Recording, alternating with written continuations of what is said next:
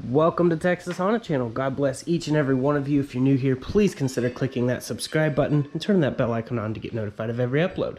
So as you can see, the car is in its primer stages. I did this stuff over on More Motorsports Garage. If you guys want to watch that process, definitely click the link in the description.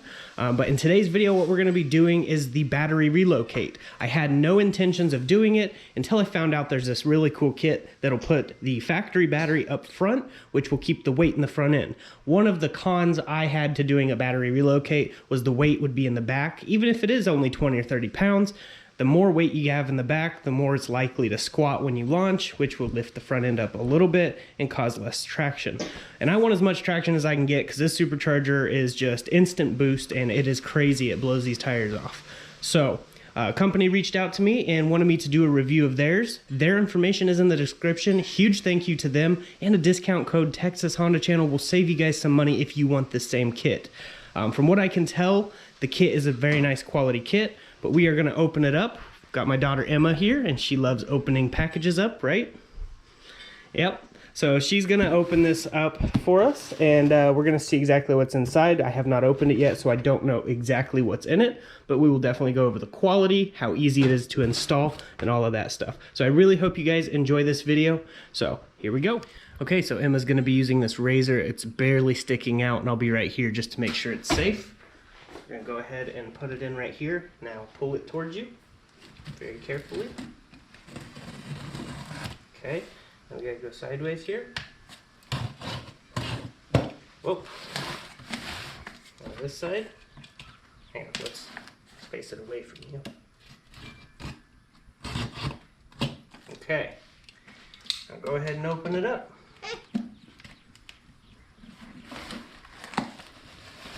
There you go. Try that.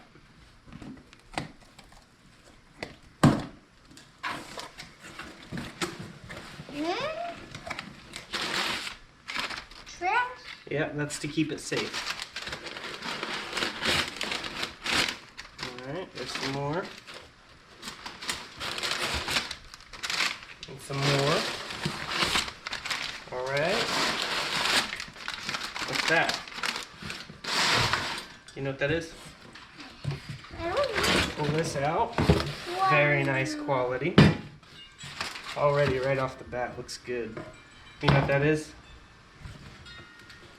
It's the plastic thing.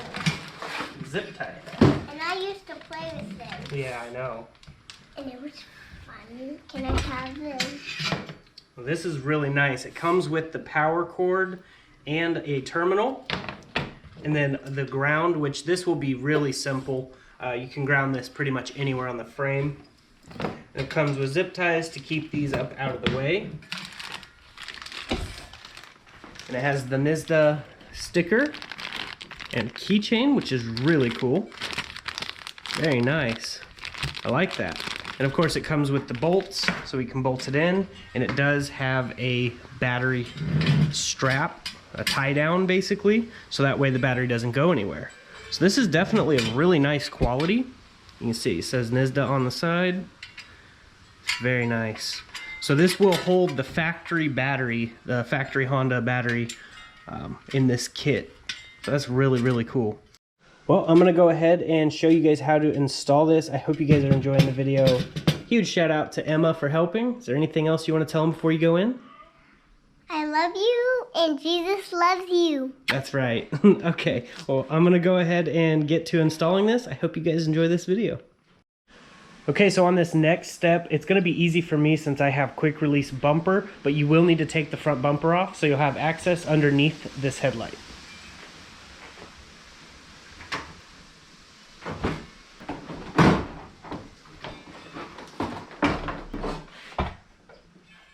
Okay, so down here is where the box is going to sit. It's going to sit about like that. We will have to disconnect the horn, but we can reconnect that here shortly. Just go ahead and pull that out. And using the 13mm bolt that is provided, we can just put this up in here. Now, some of these kits require you to modify the pinch weld, but this one does not. So is definitely a very nice kit, so you can remove this at any point in time and you wouldn't even know it was there. So it's pretty cool. All right, I'm gonna go ahead and tighten these bolts down.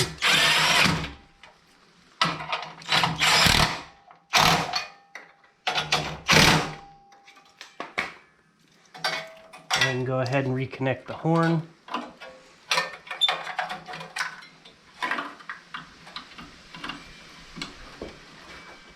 Go ahead and loosen this.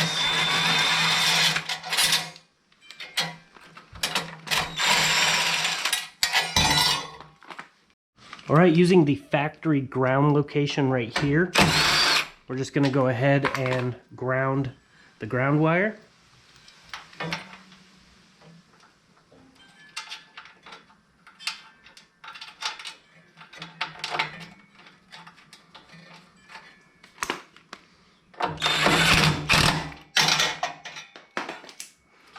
Now we've got the ground wire ran. Pretty simple on that one. Next, we have to do the positive. All right, I'm gonna go ahead and feed this power wire through here.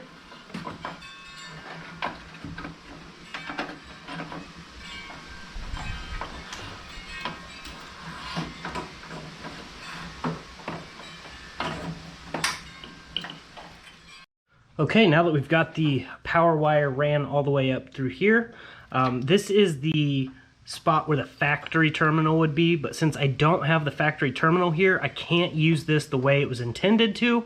He did send a huge heat shrink that would slide over the factory connection, but I do have these, so I will actually be crimping these on both ends of the wires, and then we'll put a nut and a bolt through it, and then we will heat shrink this over and it'll be just as good. And then I'll probably electrical tape it just to kind of clean it up a little bit more and then zip tie this out of the way. So I'm gonna go ahead and take these bolts off and get these on there, and then we'll finish this up.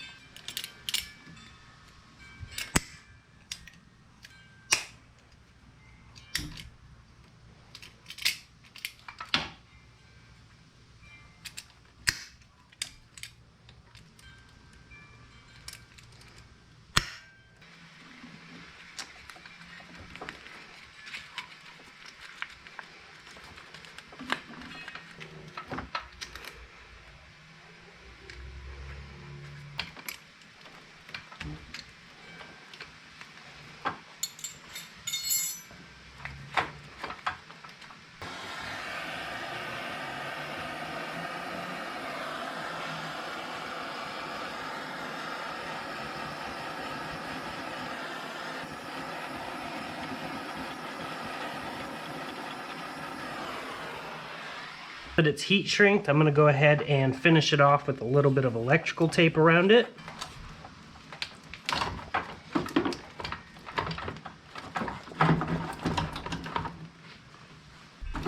Using the zip ties provided, I'm just going to zip tie it out of the way.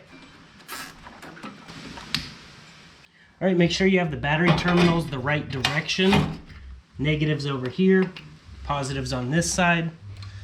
And we're going to go ahead and make sure all this is tucked neatly and connected.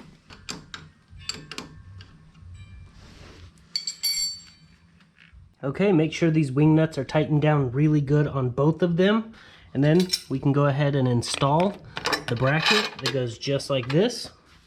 Tighten that down, and then we'll see if it fires up.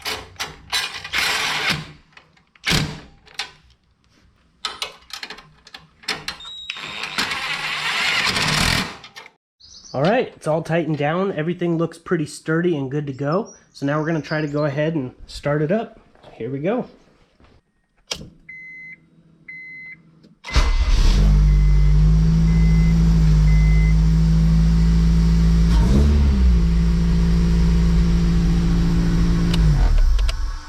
I didn't see any problems with the battery or battery light or anything like that.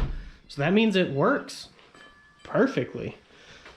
The only thing I think I would change with this kit is just including those two extra little terminal pieces. Other than that, I think it's a very great kit. Pretty much everything you needed was there. Now, if this was a completely factory RSX and had the factory terminal, this kit needs absolutely nothing because that heat shrink would have fit right over. The instructions are included in a PDF file. If you ever need any more information about it, you can contact them and they'll gladly send you over the instructions. So I highly recommend this kit for sure. So I'm gonna go ahead and put the bumper back on it and we'll go over some more. I hope you guys are enjoying this video. Before I put the bumper back on, I did want to show you, I had to JB weld right here because there was a pretty large crack all the way across. This is only a temporary fix to the radiator problem.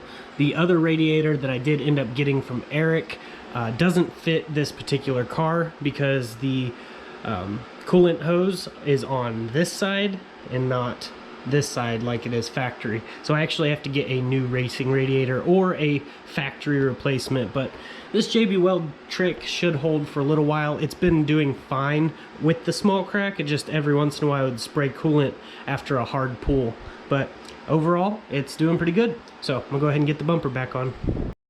Okay, here it is. So much room in the engine bay now. I really like this kit.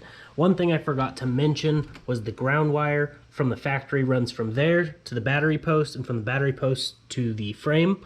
I went ahead and just made it run to the frame and got rid of the battery post connector, and it's tucked out of the way and we have an extra ground wire. So definitely recommend this kit. One of the things I like is how it's tucked away down there. It's easy to get to still, and it had zero issues with the bumper going on. So I really like that as well. It just went on so flawlessly. This is probably one of my favorite battery relocation kits I have ever used, and I'm going to try to get it for any vehicle I get. I'm going to see if they can make them for other vehicles as well, but I highly recommend it. Over here, I do have a sticker, so I am probably going to put the Nisda sticker on the toolbox, so I'll do that here in a second. But real quick, Joe, a good friend of mine, he sent me this racing steering wheel cover that you're supposed to stitch in. I really like it. It's black and green. Black and green is my favorite. So I don't sew. I'm not good at sewing.